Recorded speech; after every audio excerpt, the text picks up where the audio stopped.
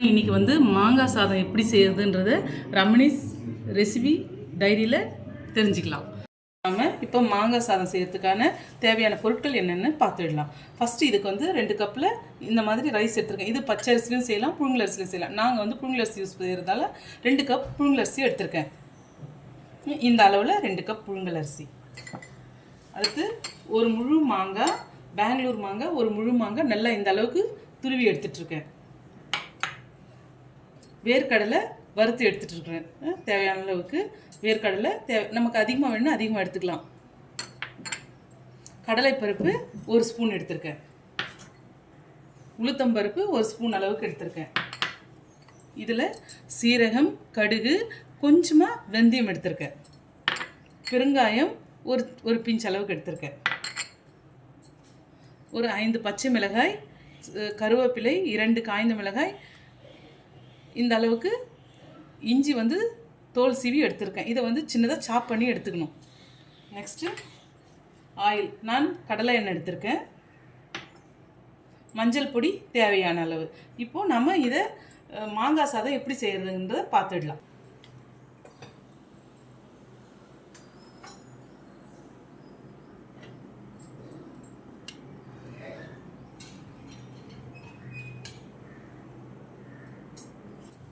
இப்போ ஒரு கடாய் எடுத்து ஸ்டவ் மேலே வச்சுட்டு கேஸ் ஆன் பண்ணிடலாம். இப்போ நம்ம ஒரு கடாய் எடுத்து ஸ்டவ் மேலே வச்சுட்டு கேஸ் ஆன் பண்ணியாச்சு. இந்த கடாய் வந்து நல்லா காஞ்சி வரட்டும். காஞ்சி வந்தபோது நம்ம எடுத்து வச்சுருக்கோம். நம்ம நல்லா காஞ்சியாச்சு. நம்ம எடுத்து வச்ச ஆயிலை சேர்த்துக்கலாம். சேர்த்துட்டு இதில் வந்து ஃபஸ்ட்டு வந்து பருப்புகளை சேர்த்துடலாம்.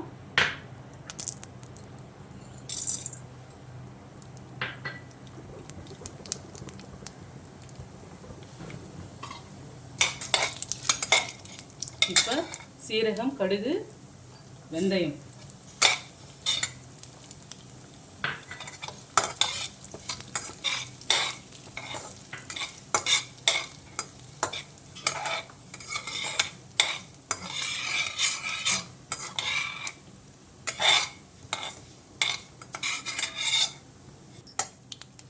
பாருங்கள். இந்த கடலைப்பருப்பு, உளுந்து பருப்பு வறந்து வருது. கடுகு வந்து வெடிய ஆரம்பிச்சிச்சு. இந்த ஸ்டேஜில் வந்து நம்ம எடுத்து வச்சுருக்க இஞ்சியை சேர்த்துக்கலாம். சின்னதாக சாப் பண்ணி வச்சுருக்கேன். இப்போது இந்த 2 பச்சை மிளகாய், கருவேப்பிலை, காய்ந்த மிளகாயும் சேர்த்துடலாம். சேர்த்துட்டு நல்லா வதங்கி வரும்போது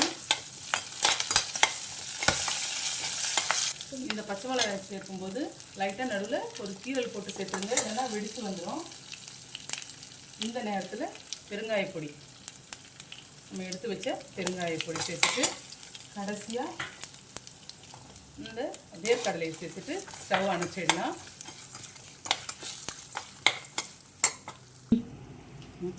கலந்து வச்ச அரிசியை 3 முறை தண்ணியில் போட்டு கழுவிட்டு நான் வந்து வடிக்கிறேன். குக்கரில் வைக்கிறவங்க குக்கரில் வச்சு எடுத்துக்கலாம். இது புழுங்கலரிசின்றதுனால நான் வந்து வடித்து எடுத்துக்க போகிறேன். நம்ம வடித்த சாதத்தை இந்த மாதிரி ஒரு பெரிய தட்டில் வச்சு ஆற போட்டுக்க வேண்டியிருந்துங்க. காமிப்போம். இப்போ இந்த கொஞ்சம் சூடாக இருக்கும்போதே இந்த சாதத்தில் நம்ம துருவி வச்ச மாங்காய் சேர்த்துக்கலாம். சேர்த்துட்டு அதோட வந்து சால்ட்டு, நம்ம பிங்க் சால்ட் வேணும்னா யூஸ் பண்ணிக்கலாம், ஒயிட் சால்ட் வேணும்னாலும் யூஸ் பண்ணிக்கலாம். நான் ஒயிட் யூஸ் பண்ணியிருக்கேன் இந்த இடத்துல.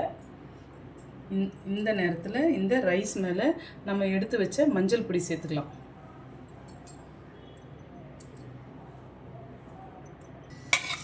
கடாயில் வறுத்து வச்ச இந்த பொருட்களெல்லாம் இந்த மஞ்சள் பொடி மேலே சேர்க்கணும். நல்லா பாருங்கள், மஞ்சள் பொடி மேலே சேர்த்துக்கணும்.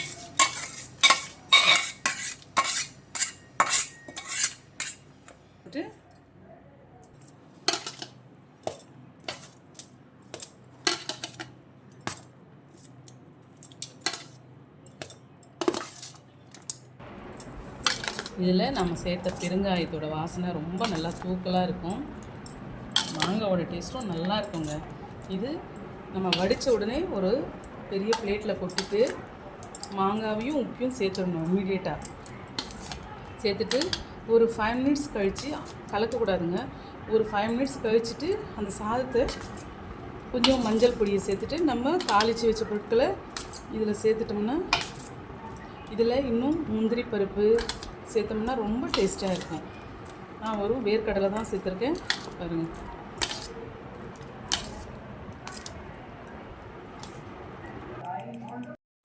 ரொம்ப நல்லா இருக்குது, ரொம்ப டேஸ்ட் ரொம்ப அருமையாக வந்திருக்குதுங்க. இதில் வந்து அதிகமாக பெருங்காயம் சேர்க்குறதுனால பெருங்காயத்தோட வாசனை ரொம்ப தூக்கலாக இருக்கும். நீங்களும் வீட்டில் ஒரு முறை செய்து பார்த்து கமெண்ட்டில் எப்படி இருக்குதுன்றதை எனக்கு சொல்லுங்கள். இந்த ரெசிபி உங்களுக்கு ரொம்ப பிடிச்சிருந்தா இந்த சேனலை லைக் பண்ணுங்கள், சப்ஸ்கிரைப் பண்ணுங்கள், ஷேர் பண்ணுங்கள்.